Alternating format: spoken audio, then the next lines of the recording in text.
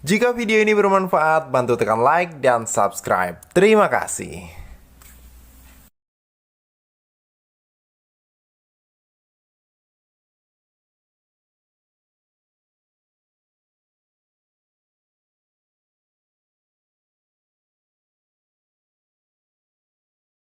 Ten, nine, eight, seven, six, five, four, three, two, one, zero. Halo teman-teman, selamat pagi teman-teman. Salam sejahtera, salam sehat, salam Cipro Pancasila. Selamat pagi teman-teman. Hari ini kita mau mengadakan survei ke project farming. Project farming adalah project pertanian pada saat zaman Belanda. Pada saat zaman Belanda kita dijajah oleh Belanda selama 360 tahun. Dan di sini ada peninggalan-peninggalan Belanda yang sekarang sudah diduduki oleh militer kita, Angkatan Darat. Karena di sini adalah suatu proyek yang milik negara Indonesia yang dipimpin oleh pahlawan kita, yaitu pahlawan dari Ambarawa Istiman yang disebut namanya Pak Istiman adalah pahlawan dari kota Ambarawa, teman-teman. Ingat, pahlawan di Indonesia dari Ambarawa. Inilah dia, teman-teman. Gedung ini adalah gedung peninggalan zaman Belanda. Nah, sekarang sudah ditempati dan dimiliki oleh negeri kita yang dijadikan suatu markas oleh tentara kita, TNI kita, bersama dengan TKR, Tentara Keamanan Rakyat. Yang di sini adalah, kita lihat, inilah dia, menjadi administrasi daerah latihan Kodam 4 di Ponegoro. Luar biasa ya teman-teman. Di sini sangat bahagia kita bisa mengambil kembali hak milik kita. Karena hak milik kita adalah hak negara, teman-teman. Gedung ini adalah terletak di depan rumah kami yang ada di Ambarawa, Pundan, Desa Pundan, Kebondowo, Ambarawa. Dan di sisi sebelah kirinya adalah gereja Katolik. Ini juga milik orang Belanda yang sekarang diambil oleh kita dan dibuat oleh kita selayaknya seperti kembali untuk beribadah setiap Sabtu dan Minggu. Gereja ini adalah gereja Katolik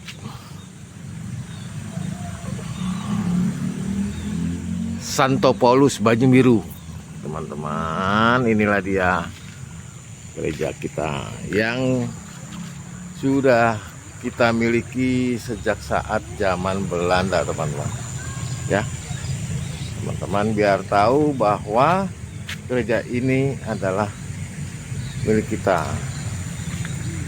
ya. Karena kita di sini, negara Indonesia adalah negara yang berkedudukan berajaskan Pancasila yang harus memiliki agama. Di ini kita ambil kembali, kita rebut kembali. Ini gedungnya adalah milik zaman Belanda, zaman dahulu, ya. Di samping kiri kanannya adalah sawah-sawah. Teman-teman boleh lihat ya, samping kiri kanan. Teman-teman boleh lihat samping kiri kanannya adalah sawah-sawah. Sawah-sawah ini adalah sawah-sawah milik proyek farming yang tadi saya uraikan. Adalah ini farming yang dulu zaman Belanda diambil ya untuk pertanian menghasilkan padi ya, padi yang beratus-ratus ton yang digunakan untuk rakyat Indonesia. Sehingga pada saat zaman Belanda itu diambil oleh Belanda, dijajah kita. Selama 360 tahun kita dijajah, diambil hasil bumi kita, termasuk padi ini, sawah ini, teman-teman. Sawah ini diambil hasilnya, padinya diambil, kemudian dikirim ke negeri Belanda pada saat zaman peperangan. Namun kita sebagai negara Indonesia, rakyat Indonesia tidak mau, tidak rela apa yang hak milik kita, maka kita ambil kembali. Yang dipimpin oleh pahlawan kita dari Ambarawa, pahlawan Istiman yang disebut Pak Is. Inilah teman-teman betapa luasnya sawah ini yang menghasilkan banyak ratusan ton yang diambil, yang dikirim ke negeri Belanda.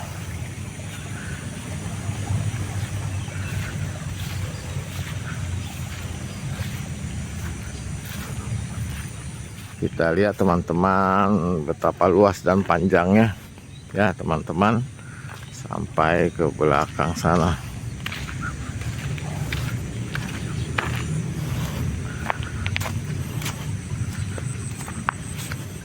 Oke teman-teman, dan di sini lucunya teman-teman, ya ada sejarah yang sangat lucu sekali, sangat lucu sekali di keluarga kita. Di keluarga kita adalah dari mertua saya, mertua laki-laki itu adalah keturunan Belanda yang sekarang namanya dirubah menjadi Pak Suratman. Padahal dulu pada saat zaman Belanda dia adalah keturunan orang Belanda, yaitu bernama Harting. Ya, Meneer Harting ini adalah bapak dari Pak Suratman dari negeri Belanda. Lucu sekali teman-teman, negeri Belanda. Dia menjajah di negara kita. Namun ya tidak sedemikian kejamnya. Dia seperti layaknya pasukan Belanda yang berada di Indonesia. Dia mengerti, memahami perkemanusiaan, hingga dia mempersunting seorang putri dari Kalimantan. Putri Kalimantan yang diperoleh itu hingga menghasilkan anak antara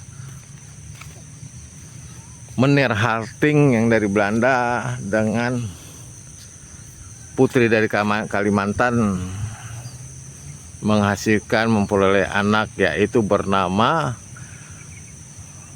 Frederick Johannes Yakubun, yang diberi nama bahasa Indonesia adalah Pak Suratman. Nah itu dia teman-teman. Teman-teman harus tahu nih keturunan kita, dinasti kita.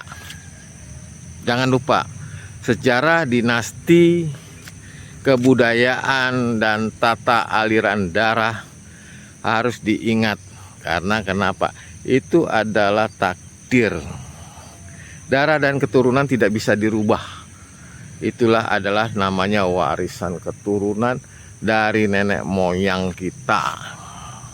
Biar teman-teman tahu bahwa warisan darah kita adalah darah keturunan orang Belanda Kalimantan.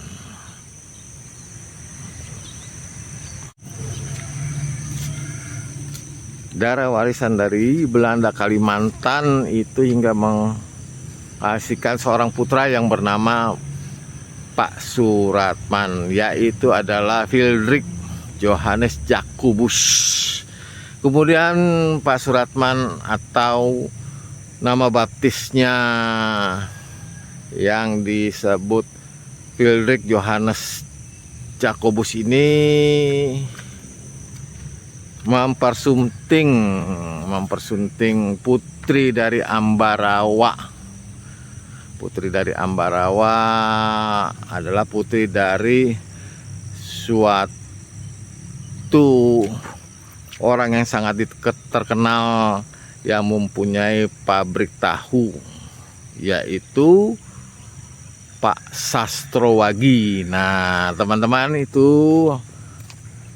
harus tahu bahwa disinilah silsilah dinasti kita.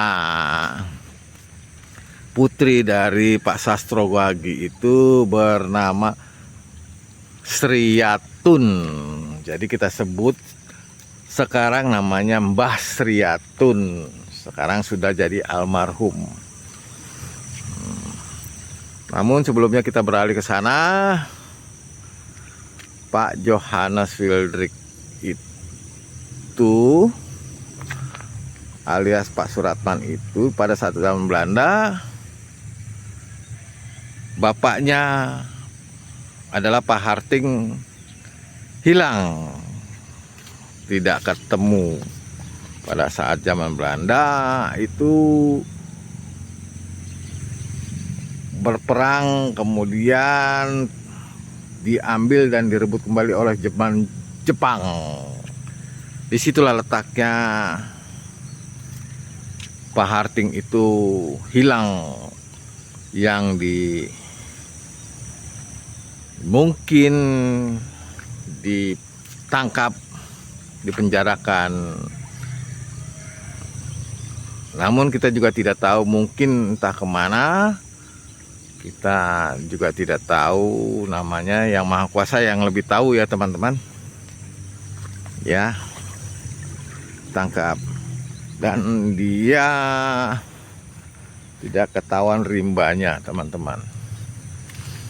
Dari Kalimantan dia jalan sampai ke Surabaya. Sampai ke Surabaya lah lari, karena pada saat itu zaman Jepang itu sangat luar biasa sadisnya teman-teman, sangat luar biasa sadisnya. Dia mencari bapaknya, yaitu bapaknya Menir Harting. Dan pada saat tiba di Jawa, Surabaya, dia berjalan terus mencari bapaknya sampai akhirnya tiba di Ambarawa. Kemudian dia bertemu dengan seorang kenil. Dia bercerita dengan seorang kenil yang baik hati, yang bernama Pak Broto. Pak Broto ini adalah warga Indonesia. Warga Indonesia ini masuk dalam pasukan perang kenil. Zaman dulu adalah pasukan perang Indonesia diambil alih oleh Belanda dan dilatih untuk peperangan yang disebut namanya pasukan kenil. Ya teman-teman. Dan disinilah letaknya silsilah kita yang kemudian negara kita diambil oleh Belanda, ya. Terus kemudian diambil lagi oleh Jepang. Luar biasa ya teman-teman. Negara kita terus dijajah oleh Belanda. Kemudian selama 360 tahun dia jajah oleh Belanda. Kemudian diambil, diperang oleh Jepang, diambil alih, kita dijajah oleh Jepang selama 3,5 tahun. Luar biasa. Kita bangga punya pahlawan-pahlawan kita yang luar biasa memperebut negara ini. Negara Indonesia ya, berani berperang. Apalagi kita lihat di belakang gunung-gunung ini, para gerilya pahlawan itu berani berperang untuk memperebutkan negara Indonesia, ya, negara kita. Dan kita sekarang menghimbaukan untuk para rakyat Indonesia, untuk warga-warga negara Indonesia, kita mohon jangan kita menghasut kembali, merusak kembali negara kita hingga menjadi hancur lebur. Ingat pesan kata mantan presiden pertama kita yang sampai sekarang adalah menjadi pedoman kita, yaitu adalah musuh yang paling berbahaya itu adalah rakyat kita sendiri, bangsa kita sendiri. Ingat teman-teman, kembali saya ulangin, adalah musuh yang paling berbahaya adalah dari bangsa kita sendiri, rakyat kita sendiri, yang akan nantinya akan mengacaukan, mengadu dombakan, ya teman-teman, membuat huru-hara di negeri kita. Itulah yang menjadi suatu peringatan pesan dari mantan presiden pertama kita, Soekarno-Hatta. Oke, kembali lagi teman-teman, kita pada histori Pak Harting ini yang hilang hingga mempunyai putra bernama Suratman, yang seorang beraliaskan Fredrik Johannes Jacobus. Kemudian dia sampai di sini dan dipungut oleh Pak Subroto yang tinggal di Ambarawa ini, seorang serdadu kenil, ya, seorang serdadu kenil, hingga dia diangkat sebagai anaknya karena orang tuanya dua-duanya sudah tidak diketahui kemana.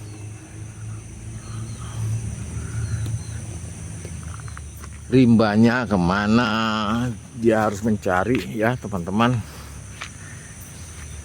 Ya, diangkat di sini oleh Pak Broto, seorang tentara kenil dari Belanda. Namun dia adalah orang Indonesia, belajar perang dan masuk ke pasukan kenil, tinggal di Ambarawa. Dan disinilah selama ini Pak Suratman yang disebut Fredrik Johannes Jacobus tumbuh menjadi besar sehingga bertemu dengan seorang putri dari Putri Sastrowagi yang memiliki pabrik tahu yang terkenal di Banyu Biru, Desa Kepundan. Luar biasa, hingga ia mempersunting putrinya yang bernama Sriatun, dan akhirnya ia memperoleh anak dan cucunya, yaitu kita semuanya. Dan Pak Suratman ini memperoleh nama Suratman ini karena dia menjadi seorang mualaf yang tadinya bernama Fredrik Johannes Jacobus. Oke teman-teman, disitulah silsilah dinasti keluarga kita. Dan di sini adalah gedungnya, gedung farming ya, teman-teman, luas sekali. Nah, itu di belakang itu adalah rumah kita, ya, rumah kita Banyu Biru. Rumah kita Banyu Biru. Nah, inilah teman-teman, inilah adalah, ya, inilah adalah tempat-tempat, ya, yang bernuansa gedung-gedung dari bangunan Belanda, peninggalan Belanda yang kita rebut.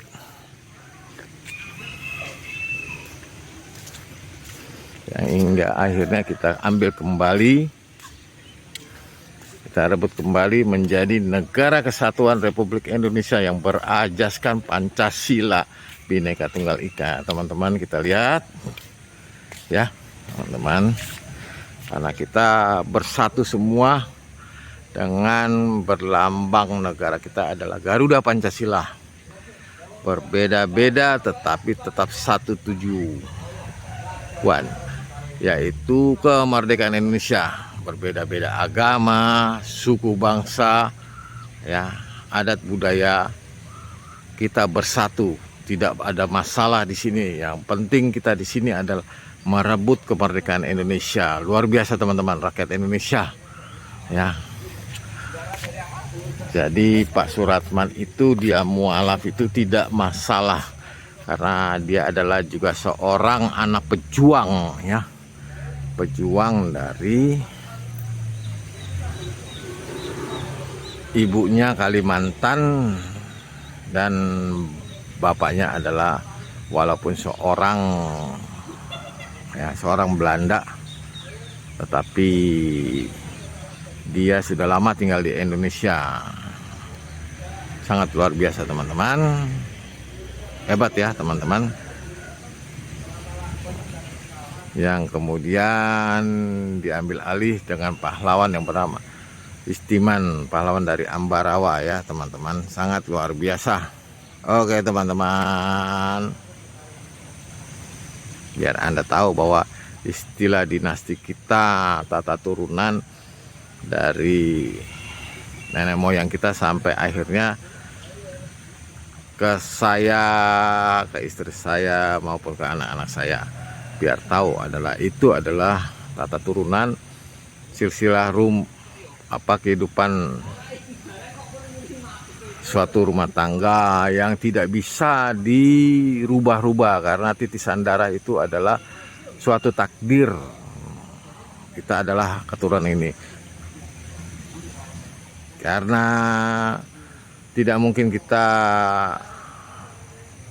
akan menjadi seorang sesuai dengan permintaan kita, dan kita minta kepada Tuhan, Tuhan, kenapa kita menjadi orang umpamanya seperti ini, menjadi orang, kok saya menjadi orang suku Batak? Atau Tuhan, kenapa saya menjadi seorang suku Jawa?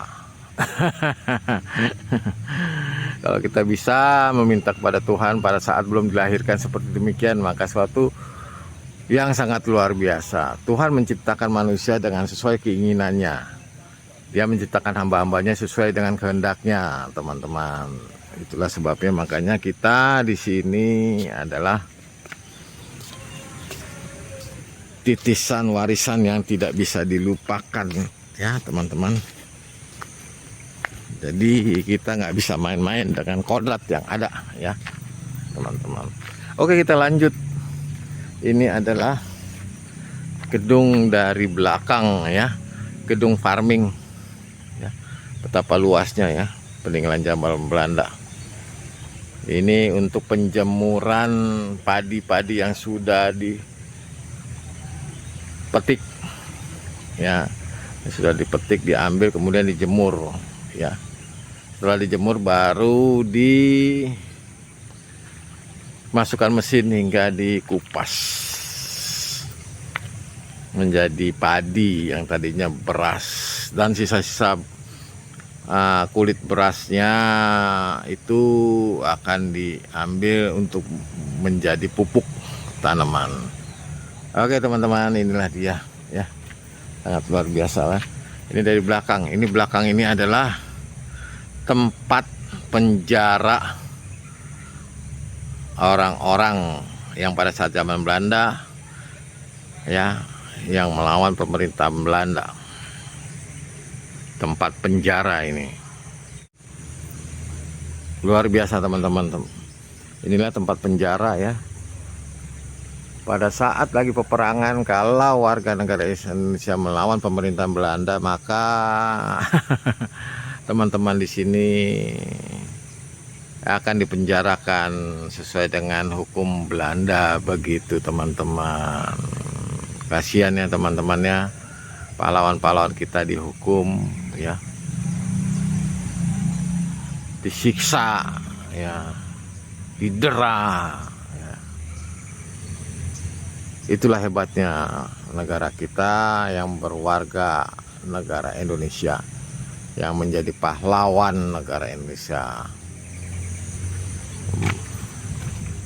dengan mempertaruhkan darahnya demi negara ini. Inilah dia teman-teman ya. Ini kita bisa ya, kita close ya teman-teman. Ini dia nih teman-teman, tuh ya. Jadi ini adalah teralis penjara ini teman-teman ya. Ini sudah dirubah nih, baru dirubah. Yang tadinya ini adalah penjara yang sesuai dengan teralis ini. Ini di teralis, ini juga di teralis. Namun ini teralisnya pintunya dari atas ke bawah, sepanjang pintu itu. Kalau ini hanya jendela aja. Dan di sini teralisnya panjang, berdiameter 12 lebih. Kemudian ini sebelahnya juga adalah bekas penjara teman-teman, yang sekarang sudah direnovasi ya, dimultifungsikan oleh kita warga negara Indonesia untuk sekarang menjadi gudang padi, lumbung padi. Makanya disebut adalah proyek farming. Farming itu pertanian ya, yang padahal dulu sini belakang nih tempat penjara orang-orang Indonesia nih, warga negara Indonesia di penjara di sini ketika dia melawan penjajahan Belanda ya, teman-teman. Kita lihat ini teman-teman di sini. Oke teman-teman, ini juga kita lihat adalah tempat penjemuran padi ya. Tempat penjemuran padi sangat luas ya teman-teman. Di depan komplek farming ini adalah untuk penjemuran padi yang setelah masa tuanya yang udah layak dicabut, maka akan dijemur di sini menjadi kering, karena padi yang baru dicabut itu adalah dalam keadaan basah.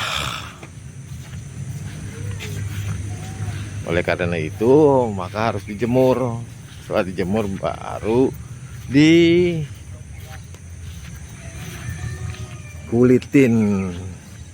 hingga menjadi padi yang tadinya dari sawah merupakan tanaman, dicabut menjadi padi ya. Padi kemudian baru dikulitin. Padi itu kulitnya menjadi gabah ya, gabah disebut gabah hingga dikulitin menjadi beras ya. Inilah teman-teman dimultifungsikan sekarang. Dan inilah juga dulu adalah tempat penjara tempat penjara para pahlawan kita Indonesia yang berani mempertaruhkan nyawanya untuk merebut kemerdekaan Indonesia. Luar biasa ya teman-teman. Sebenarnya dalam kehidupan zaman dulu itu ngeri sekali. Nyawa dipertaruhkan untuk kemerdekaan Indonesia, untuk kita, untuk seluruh bangsa Indonesia. Luar biasa.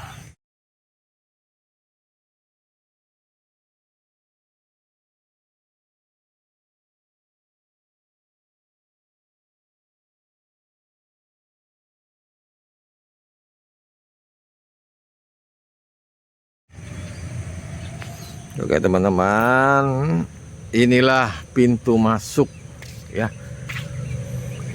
Pintu masuk zaman dulu adalah zaman untuk membesuk orang-orang Indonesia yang masuk dalam penjara. Ini pintu masuknya. Yang sekarang dimultifungsikan menjadi pintu masuk gudang beras. Dan di dalamnya adalah peralatan pertanian seperti traktor, pembajakan, ya. Ada mesin traktor untuk bajak, ada pacul, ada sekop, ada pacul garpu, ada segala macam peralatan pertanian untuk bertani. Dan dulu di sini adalah tempat pintu masuk bila kita mau besuk rekan-rekan kita pahlawan yang dipenjara oleh Belanda, sama seperti ini. Dan di sini adalah yang sudah diteralis, jendela-jendelanya yang diteralis, mereka terlihat nampak. Di situ adalah pahlawan negara Indonesia yang ada di dalam penjara, dan ini pintu masuknya yang sekarang sudah dimultifungsikan teman-teman menjadi tempat peralatan pertanian. Yang kemudian ini juga sama seperti ini adalah pintu juga masuk, ya teman-teman, pintu masuk untuk manusia-manusia yang melawan pemerintahan penjajahan Belanda, ya. Ini gedung zaman Belanda ini luar biasa, ya, penjajahan zaman Belanda 360 tahun coy, bayangin aja.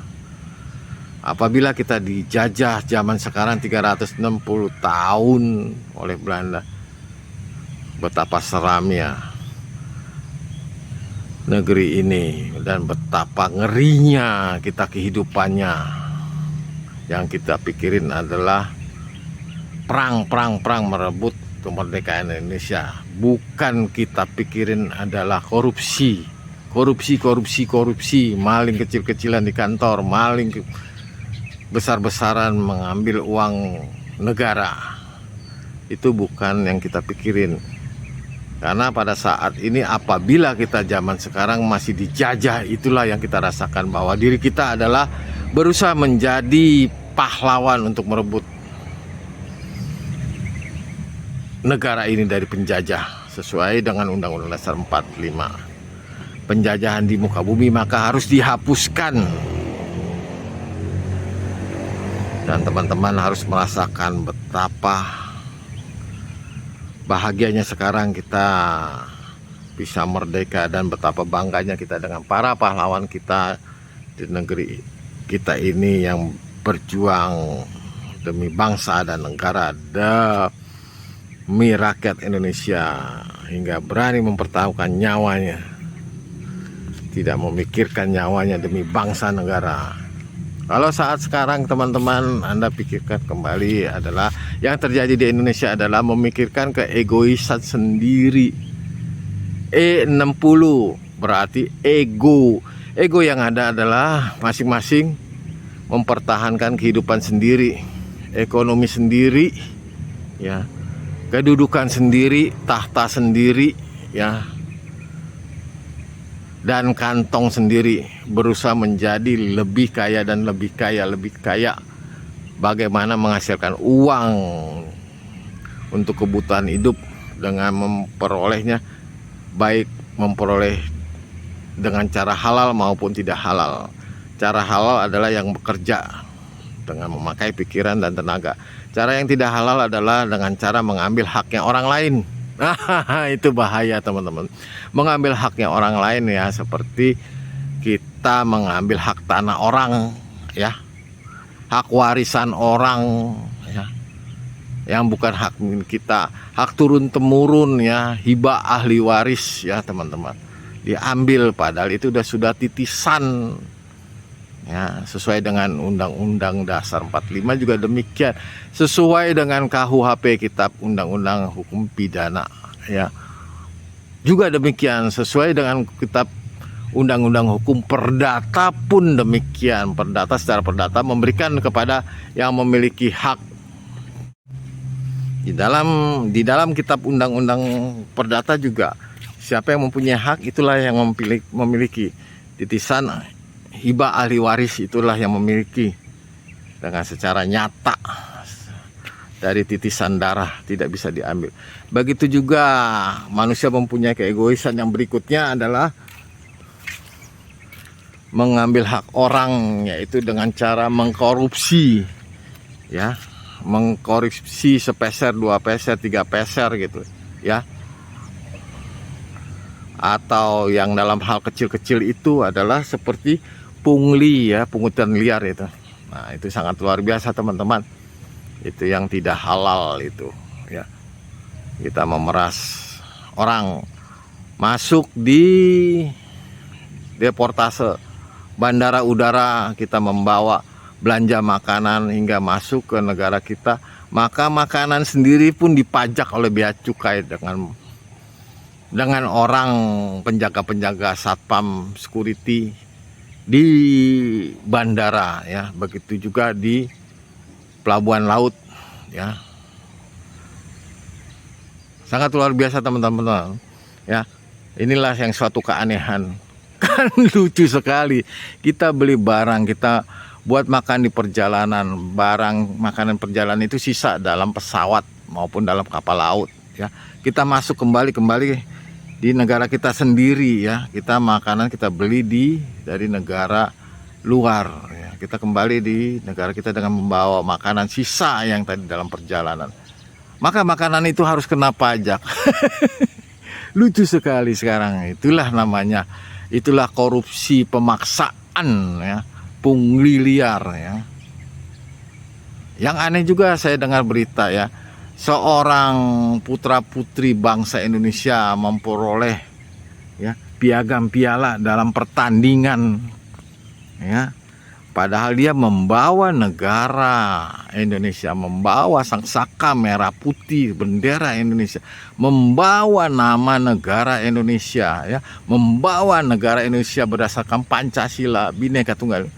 Dia kembali membawa piagam, ya, dari luar negeri. Kemudian dia masuk ke bandara. Yang lucu sekalinya, ya, para petugas, ya, petugas bea cukai perpajakan di sana, ya, pada ngumpul semuanya dan mempertahankan barang itu tidak boleh masuk. Padahal itu merupakan piagam piala yang membawa negara kita untuk terkenal dalam hal pertandingan olahraga. Lucu sekali itu, saya dengar berita kayak begitu. Ini kok bisa aneh gitu loh. Nah, itulah teman-teman salah satu contoh yang tidak halal, ya. Sebenarnya kita layaknya kita pakai rasio lah, pakai, kalau kasarnya maaf kata, kita pakai otak gitu loh. Otak lo di mana gitu loh. Lo hidup itu hanya untuk memeras rakyat, padahal rakyat ini membayar pajak buat gaji lo gitu loh. Lo menjadi aparat, ya, menjadi, ya, pegawai pemerintahan itu lo digaji dari uang kita, kasarnya uang gue yang dari pajak itu yang lo pajakin gitu loh, ya. Baik suku bangsa budaya dari Kalimantan, Jawa, Sunda, itu semua seluruh Indonesia membayar pajak gitu loh. Baik dari agama Islam, Hindu, Buddha, Kristen, Protestan, Katolik, itu bayar pajak, ya. Itu semuanya diharuskan bayar pajak. Lo tuh digaji itu dari situ, dari pajak yang kalian ambil itu. Namun kalian dalam arti kata kasarnya, maaf kata, lu nggak ada punya otak, ya. Udah tahu orang bertanding, warga negara ini bertanding membawa sangsaka merah putih, membawa piala, membawa piagam kemenangannya, masuk ke bandara.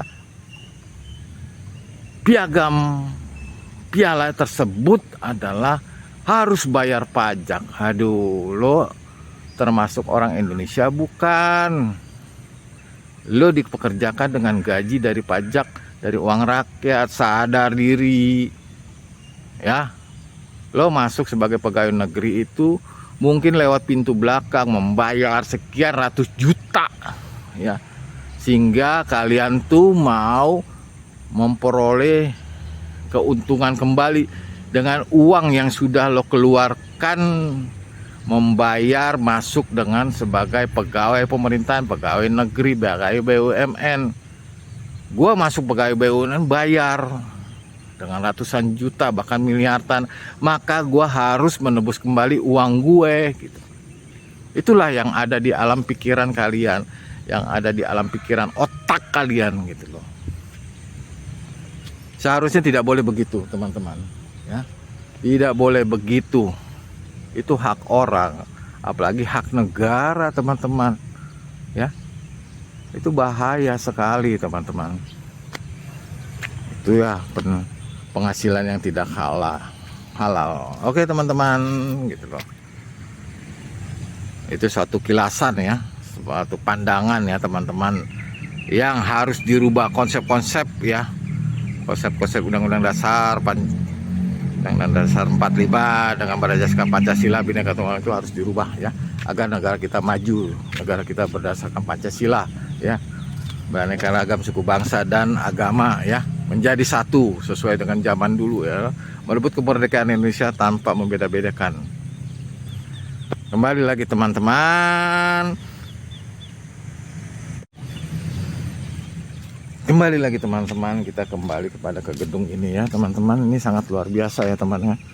Kembali kita. Ini adalah gedung ini dalam hal gedung perkantorannya ya.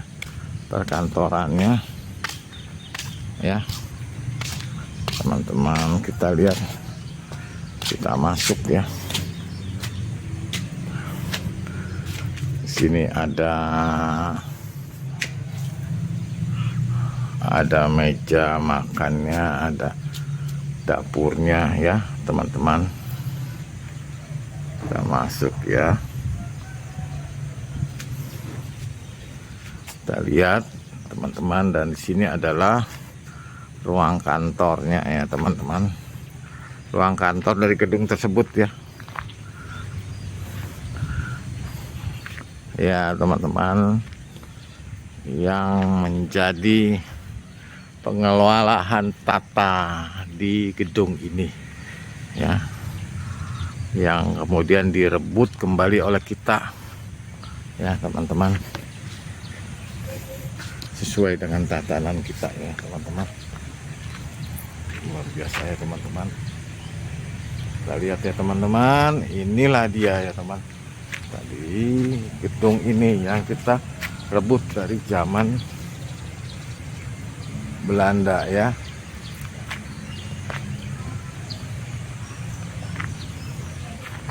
Ya teman-teman ya, kita lihat ini sangat luar biasa ya teman-teman. Kita lihat, kita rebut zaman kemerdekaan Indonesia. Luar biasa. Semangat, semangat, semangat. Jangan pernah pudar demi negara dan bangsa. Gitu. Tuh teman-teman, inilah pusat ya, pusat pengelolaan perkantorannya ya teman-teman. Yang kita lihat di sini ya, gedung-gedung masih gedung Belanda yang diselimuti oleh pepohonan yang sangat subur, indah sekali ya, pohon kelapa ya. Dengan di depannya adalah Tugu Sangsaka Merah Putih, bendera kita, bendera kebanggaan kita ya. Merah adalah berani ya, darah ya, rela berkorban dengan darah untuk bangsa dan negara ini. Dan putih adalah suci ya teman-teman. Suci arti katanya adalah suci, pikiran kita, otak kita bersih ya, brain kita bersih, hati kita bersih, suci ya, tanpa memandang perbedaan agama dan suku bangsa, suci dalam melaksanakan tugas-tugas ya, tugas-tugas tanpa mengambil yang bukan punya haknya, mengkorupsi, mempunglikan ya, memeras rakyat Indonesia. Itu suci ya. Suci dalam pikiran, tindak tanduk kita sebagai bangsa Indonesia ya teman-teman. Itulah kita sebagai negara Indonesia ya. Makanya kita, bendera kita adalah merah putih ya. Merah putih berdasarkan Pancasila, tingkah laku kita putih suci, ya. Hati nurani kita putih suci, pikiran kita putih suci, ya. Luar biasa teman-teman. Itulah sang saka merah putih. Oke teman-teman, kita lanjut berikutnya. Untuk kita lihat nanti kita masuk ke dalam teman-teman. Di sini adalah sudah datang ya mobil untuk pengangkatan padi, persemaian padi yang dilakukan pada pagi ini. Sangat luar biasa teman-teman. Oke, are you ready?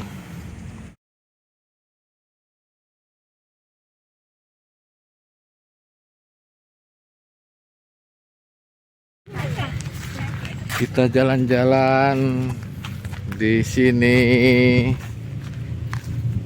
Kita lihat keliling-kelilingnya proyek farming.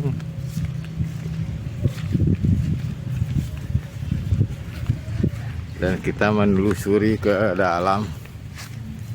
Ya, teman-teman. Apakah yang ada di dalam proyek farming ini?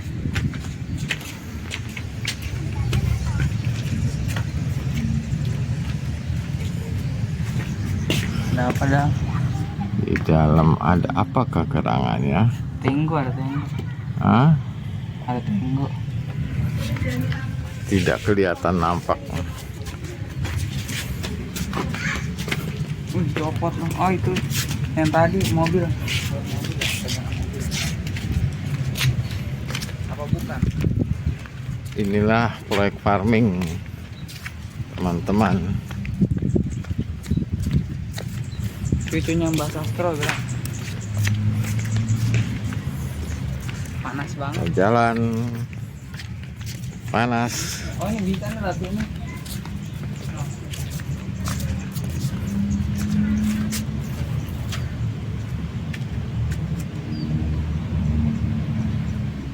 Buka, kita lihat.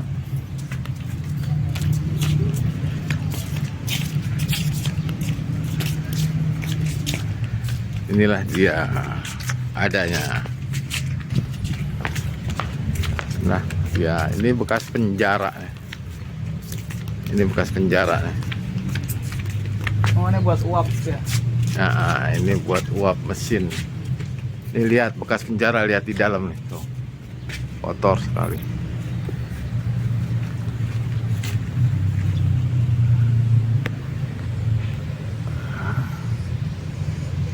Teman-teman lihat ya, ruangan penjara zaman dahulu. Kalau orang mau apel besuk lewat sini.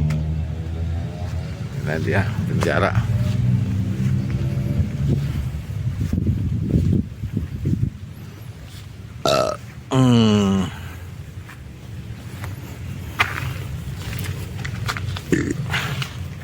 Ini adalah gabah-gabah. Dibenerin sekarang ini. Gabah-gabah. Dan ini juga bekas penjara teman-teman. Ini bekas penjara nih teman-teman. Oh ya toilet. Ini sudah direnovasi, sudah dibetulin. Tadinya di sini ruang penjara. Ya teman-teman. Ini ruang penjara, sekarang sudah dibikin ruang toilet. Direnovasi sedikit demi sedikit. Ya, inilah dia. Rumah bangunan zaman dulu yang kuat, bataknya aja. Bataknya ukurannya melebihi dari batak sekarang. Ya, teman-teman. Lebar bataknya aja 20 cm. Panjang bataknya adalah 40 cm. Ya, luar biasa, teman-teman. Luar biasa. Bisa lihat dari situ. Udah bagus sekarang, udah direnov. Semua sudah direnovasi. Ini dia bekas penjara teman-teman. bekas penjara. Kita lihat sudah direnovasi ya teman-teman. Ini dulu bekas ruangan penjara pasukan Indonesia yang dikurung di sini nih teman-teman nih ya.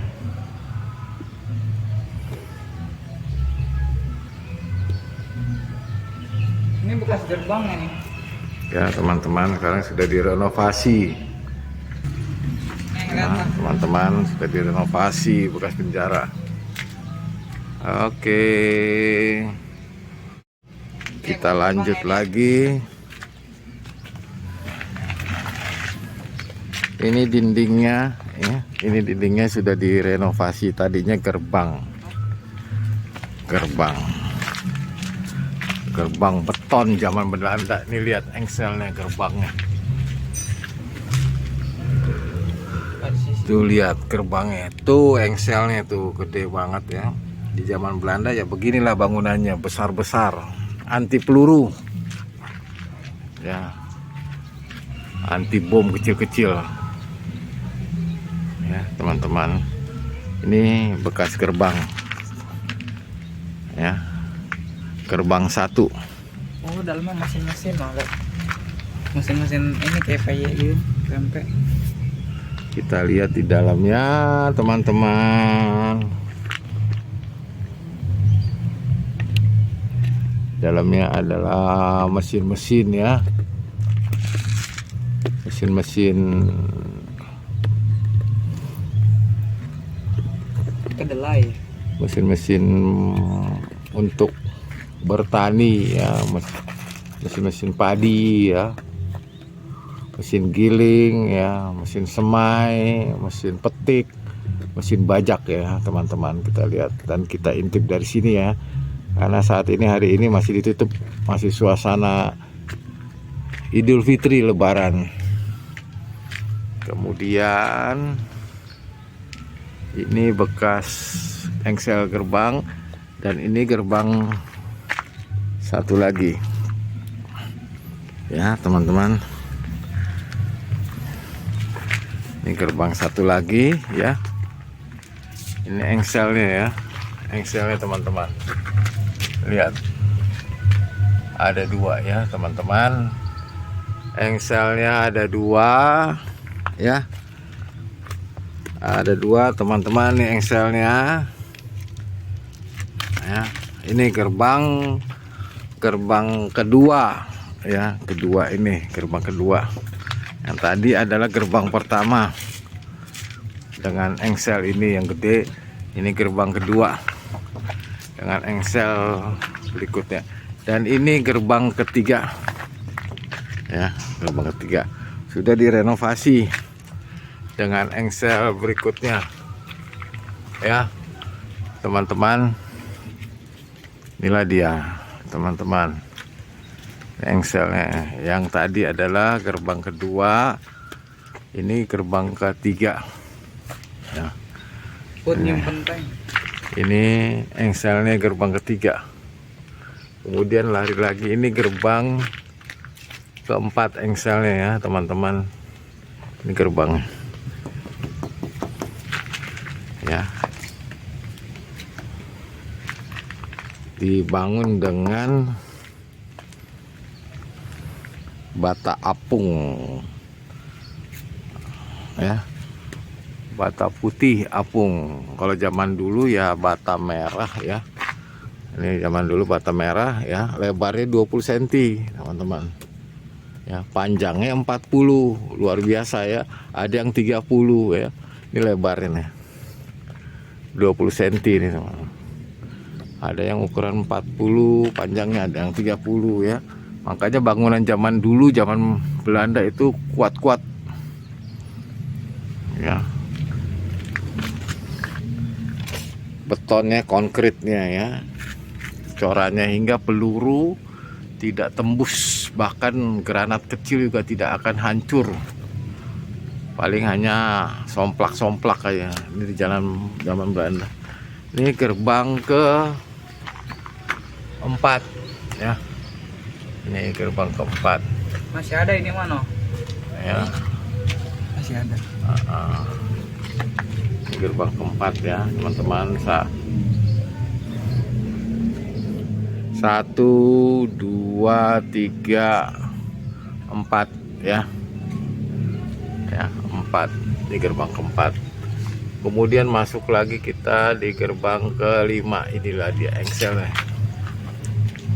Teman boleh lihat engselnya beton besi cor ya, besi baja asli ya teman-teman. Kita bisa lihat ya betapa kuatnya zaman Belanda ya. Lihat teman-teman, itu engselnya ya.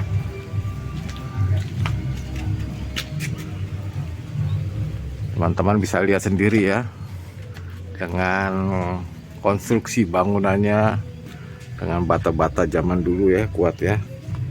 Kemudian ini engsel bawahnya, lihat teman-teman ya, sangat kuat sekali. Ini besi ini semua, besi baja yang anti granat, anti bom, bahkan peluru aja encer kecil. Ya teman-teman lihat sendiri ya, lihat ya, tuh lihat ya teman-teman, besinya. Ini besi nih, besi baja, sejenis besi yang ada di tank Panzer ya. Jadi anti bom, sangat luar biasa ya bangunan zaman Belanda ya teman-teman. Sekarang kita menuju kemudian ke gerbang berikutnya ya, teman-teman. Inilah gerbang berikutnya yang sudah direnovasi ya teman-teman, memakai seng. Zaman sekarang adalah ala kadarnya. Zaman sekarang ala kadarnya ya, karena efisiensi ekonomi, efisiensi uang. Tapi kalau zaman dulu lihat aja teman-teman ya, lihat aja atasnya tebalnya bukan main ya. Ya, Anda bisa lihat sendiri konstruksinya ya. Peluru. Anti peluru, bukan hanya anti peluru aja, anti granat ya teman-teman. Konstruksi betonnya ya, profil gapuranya aja seperti begini ya teman-teman, lihat ya teman-teman, gak ada lawannya ya. Ini mesin bajaknya di sini. Ini dia teman-teman ya. Kalau lagi Di dalam ini berisikan mesin juga, mesin pertanian, mesin bajak ya, mesin perkebunan. Luar biasa ya teman-teman ya. Oke, kita bisa intip karena masih ditutup teman-teman. Luar biasa.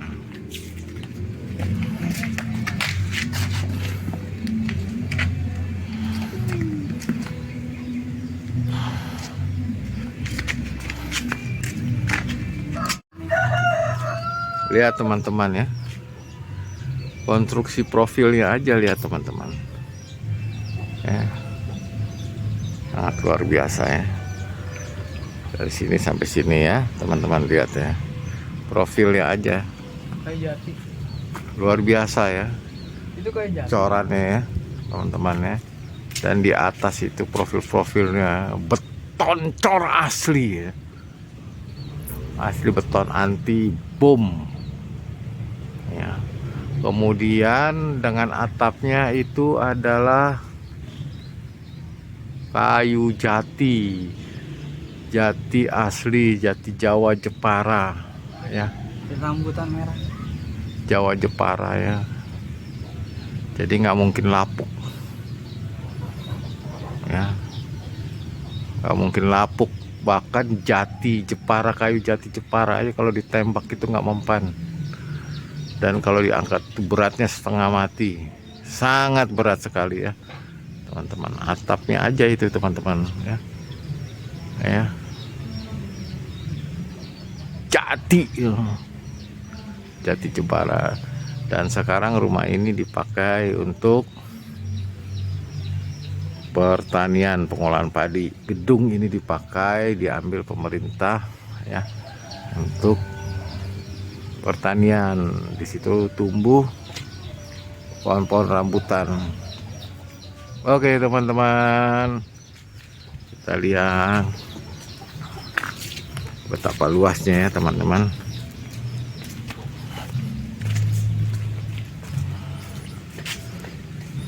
Dan ini adalah padi yang dijemur.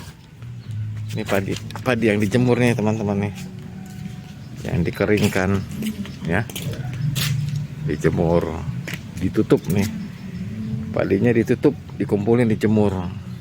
Dan apabila nanti mau dijemur, diratakan semua kembali, diratakan biar rata pengeringannya ya, di atas semen biar cepat kering, dan setelah kering itu diatur lagi kembali seperti ini semula. Nah, betapa luasnya ya komplek farming, keren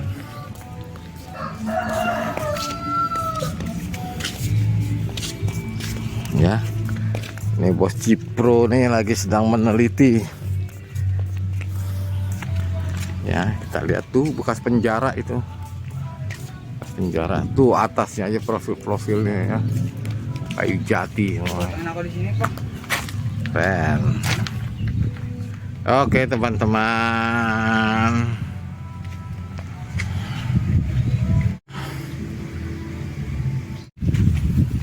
dan bangunan gedung ini ya teman-teman, bangunan gedung ini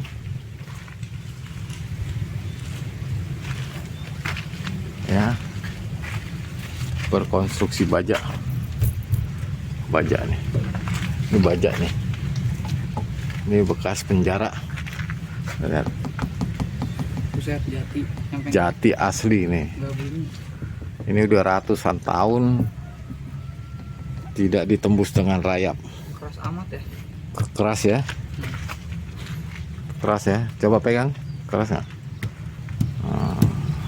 Keras ya, luar biasa teman-teman. Makanya kalau orang sudah dipenjara masuk ke sini, ya berarti sudah tahanan Belanda. Lihat, masih ada gambar zaman dulunya nih, VOC Java ya, VOC Java. Nah, itu jadi bekas peninggalan zaman Belanda. Dan gedung ini dikelilingi oleh gunung ya. Di sana adalah Gunung Merbabu, dan di belakang ini Gunung Telomoyo ya, Telomoyo. Tuh lihat teman-teman, dikelilingi Gunung Telomoyo ya teman-teman. Dan di ujung sana adalah Gunung Ungaran ya teman-teman. Teman-teman bisa lihat sana Ungaran ya, berhadapan dengan Rawapening teman-teman, luar biasa. Oke. Dan di sini depan juga ada tatan untuk penjemuran beras ya. Nanti nyemplung. Penjemuran beras sama seperti ini, di depannya gedung ini penjemuran beras.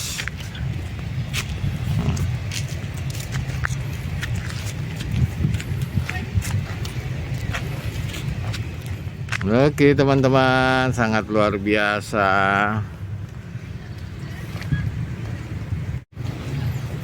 Dari kejauhan gedung itu nampak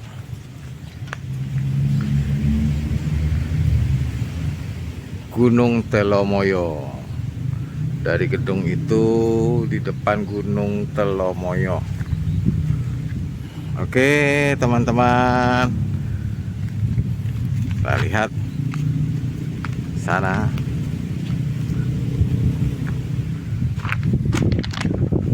Ya, menuju jalannya ke Pertelon Ambarawa. Luar biasa ya teman-teman. Sini juga masih daerah persawahan farming. Persawahan farming. Dengan dikelilingin kebun-kebun pisang dan pohon-pohon kelapa yang mengakibatkan asri sejuk.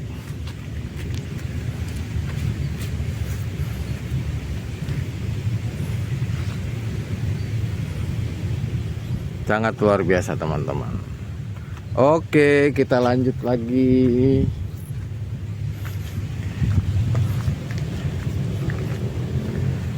Kita melihat kembali ke gedung Belanda, peninggalan zaman Belanda.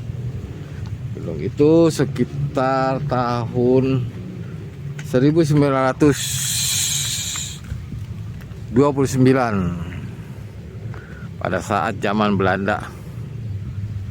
Ya, gedung ini didirikan pada zaman Belanda tahun 1929. Ya teman-teman, pada saat zaman penjajahan Belanda sebelum kemerdekaan Indonesia di tahun 1945, 17 Agustus. Jadi gedung ini sudah berdiri, ya, sudah berdiri, dan sampai saat sekarang adalah sudah hampir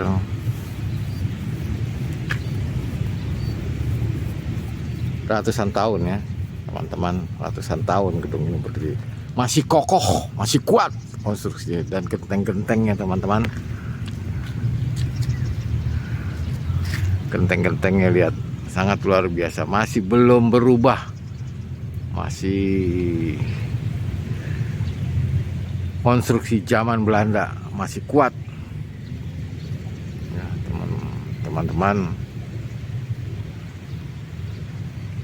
Gentengnya saja di atas, pada saat zaman Belanda bisa lari-lari di atas genteng untuk menghindarkan serangan musuh. Bisa ngumpet di atas genteng. Luar biasa teman-teman. Itulah yang ada. Oke teman-teman, kita perdalami suatu sejarah ini.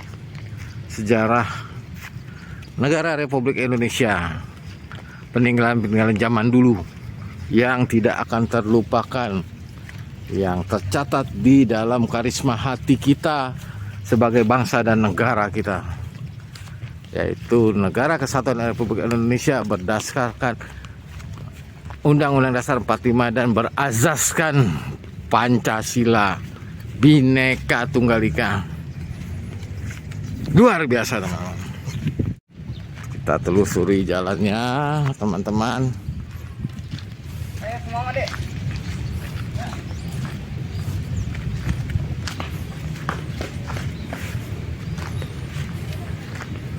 Ya teman-teman, lihatlah di sini, ini tempat perkantorannya, administrasinya. Ya teman-teman,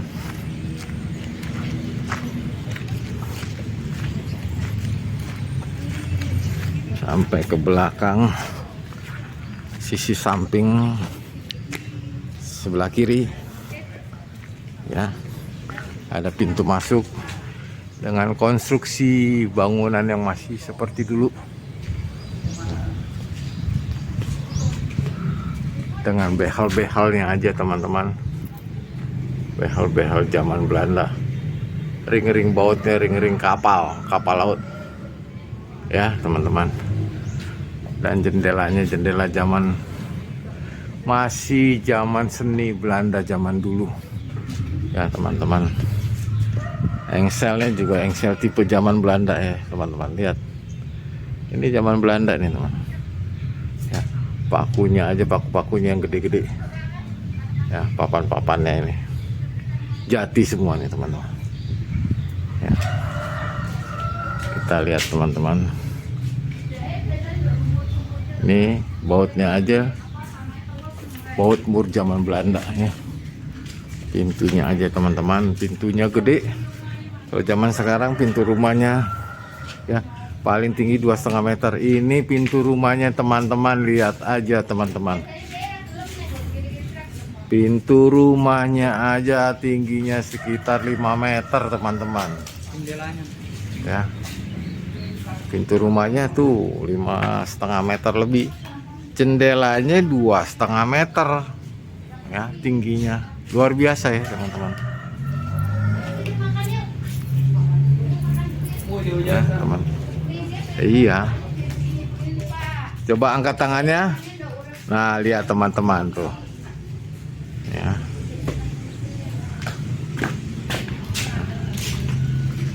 5 meteran ya. Ini lebarnya juga 2 meteran jendelanya ya. Luar biasa ya. Begitu juga pintunya, lebarnya 3 meteran. Ini juga sama seperti biasa ya, peninggalan-peninggalan zaman Belanda yang harus kita kenang ya. Luar biasa. Dan sekarang adalah ditinggali oleh pasukan TNI kita dengan perlengkapan yang sekarang adalah parabola di zaman era sekarang, karena perlunya informasi ya teman-teman ya. Dan gedung ini sekarang direnovasi, kemudian dirawat, direhabilitasi. Lihat sampah-sampahnya teman-teman ya, kayu-kayunya ya, buat kayu bakar di pawon. Nah, teman-teman, luar biasa teman-teman. Dan kita lihat ini teman-teman, ini adalah mobil peninggalan zaman dulu ya. Ya. Mereknya aja Anda lihat ya, Trader Thames ya. Zaman sekarang udah nggak ada ini. Trader Thames ya. Peninggalan zaman dulu. Ini peninggalan zaman dulu. Ini mobil ini lahirnya, kalau kita lihat dari nomor platnya ini ya, ini kalau kita ambil mundur ke belakang 100 tahun, maka mobil ini adalah ciptaannya di tahun 1917 ya teman-teman. Luar biasa, peninggalan zaman dulu ya, dengan tangki bensinnya kotak berisikan full, bisa 100 liter dengan kompresornya ya, kompresor dan pompa bensin. Dan ini adalah mesin-mesin yang sangat zaman dahulu. Dan ini kopel ya, kopel kepala babinya ya, dari zaman dulu ya. Di samping knalpot ya, ya teman-teman ya. Antik ya teman-teman ya, mobil zaman dulu ya teman-teman. Luar biasa ya, lihat teman-teman.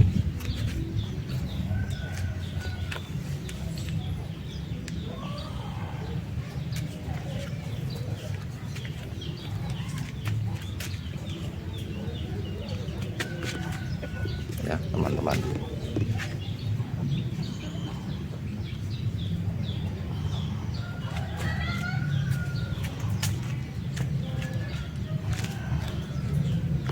ya teman-teman, ini mobil antik zaman dulu di tahun 1917. Oke teman-teman, sementara itu kita Sampai di sini dulu informasinya, karena masih dalam keadaan Idul Fitri, belum dibuka perkantorannya. Kalau sudah dibuka kita akan ke sana, kita akan masuk, kita akan izin. Gitu kira-kira. Oke.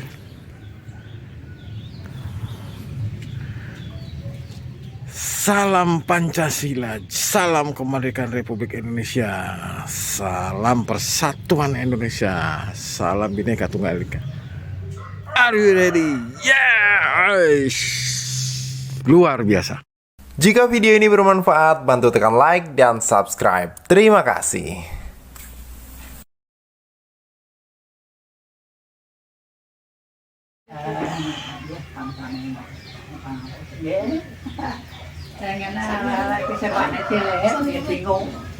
Kemana dah? Enggak cuma boleh lewat aja. Ayo, ayo. Gimana Pak? Langsung ya? Ajeng nganu muter. Ajeng nanti. Muter Kak Parmin. Oh iya, sing wong tok-tok wae. Alah, mungkin boten nganu. Lah nggih.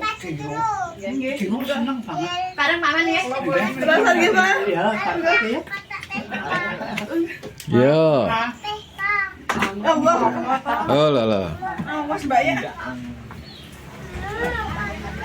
Tum.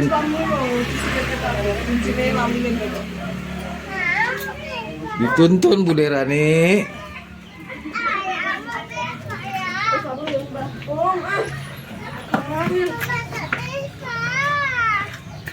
Repot kiri suran bisa. Bes para iso ngono